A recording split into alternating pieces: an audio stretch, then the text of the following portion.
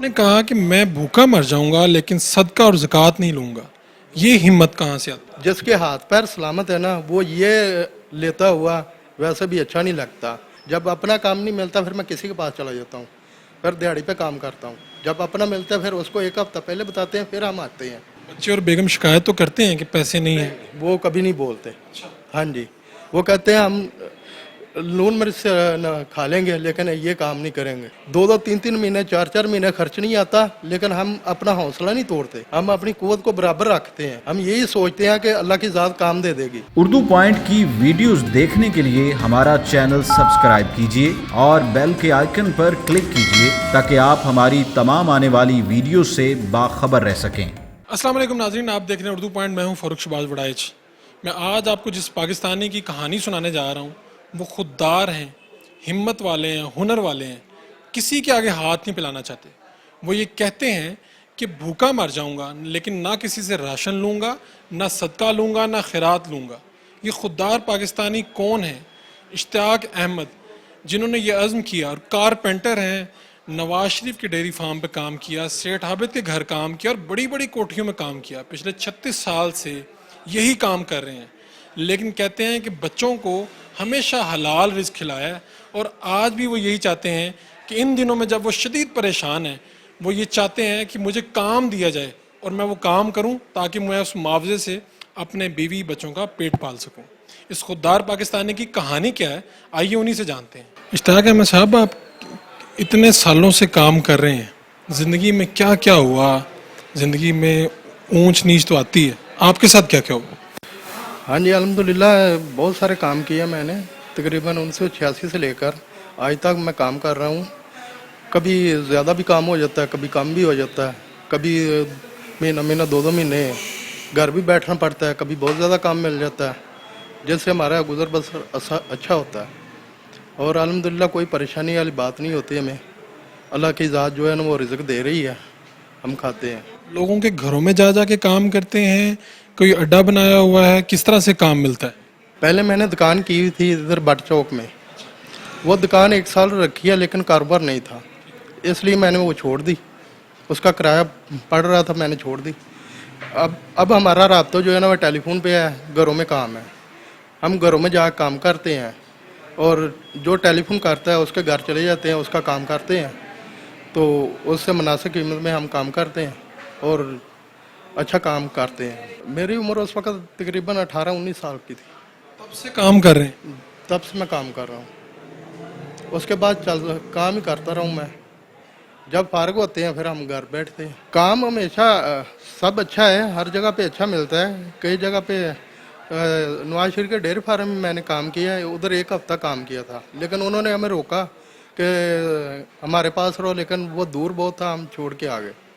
انہوں نے ٹھیکیدار نے بہت روکا، جو بڑا ٹھیکیدار تھا ادھر، لیکن ہم چھوڑ کے آگے تھے کیونکہ دور بہت پڑتا تھا ہمیں، اس لیے میں نے وہ چھوڑ دیا. پھر ہمیں برکت ماری میں کام کیا، 101 بابر بلاک میں کام کیا پیر اعجاز ہاشمی کا. پھر 103 بلاک میں کام کیا تھا.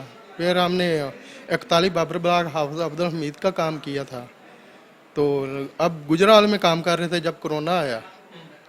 وہ گجرال کنالوی اور سٹی میں کام کر رہے تھے، کسی کے پاس میں کام کر رہا تھا. جب اپنا کام نہیں ملتا پھر میں کسی کے پاس چلا جاتا ہوں، پھر دیہڑی پہ کام کرتا ہوں. جب اپنا ملتا ہے پھر اس کو 1 ہفتہ پہلے بتاتے ہیں، پھر ہم آتے ہیں. سب سے زیادہ آمدن جو ہے ہماری، جو آمدن ہے نا، اپنا کام ملے تو پھر ہم زیادہ پیسے کما لیتے ہیں. اگر کسی ٹھیکیدار کے پاس ہوں پھر وہ ہمیں 1500 روپیہ دیہڑی دیتا ہے، ہم اس سے اپنا گزارا جو ہے نا وہ کرتے ہیں. نا آپ کی اچھی سے اچھی آمدن جب کسی سال میں ہوئی ہوگی تو کتنی ہوئی ہوگی؟ کم سے کم یہی ہے کوئی 35-40 ہزار کسی مہینے کما لیتے ہیں ہم. کسی مہینے وہ نارمل ہے. جیسے وہ انسان ہے نا کہ کم ریٹ پہ کوئی کام کراتا ہے ہم وہ بھی کر دیتے ہیں، ہم منع نہیں کرتے. وہ اگر پیسے دے یا نہ دے لیکن اس کو بولتا ہے کام کروا لے، اپنی مرضی سے پیسے دے دے، یہ بھی نہیں ہم ایشو کرتے. لیکن ہم صرف بندے کو راضی رکھتے ہیں، انسان کو راضی رکھنا جو ہے نا یہ میرے والد صاحب نے مجھے بتایا تھا. تھوڑا سا ٹیکنیکل کام ہے، 35-36 سال سے آپ کر رہے ہیں. لوگ تو اس میں بڑی بےایمانی بھی کرتے ہیں اور بڑے زیادہ پیسے کما لیتے ہیں. نہیں سر جی، یہ ہم کام نہیں کرتے.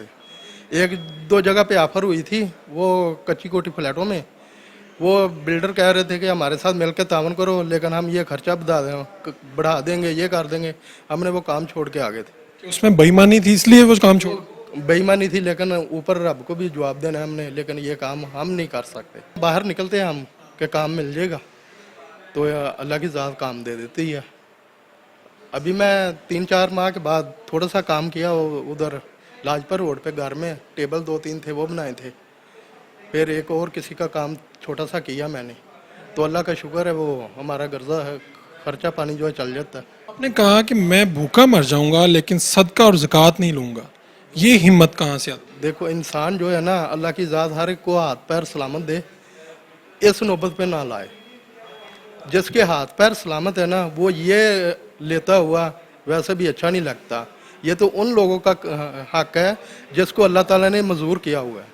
जिस इंसान के दोनों हाथ पैर सलामत है ना, वो ये लेता अच्छा नहीं लगता। इंसान के अंदर जो है ना हौसला जो है ना, वो बढ़ाना चाहिए, उसको तोड़ना नहीं चाहिए।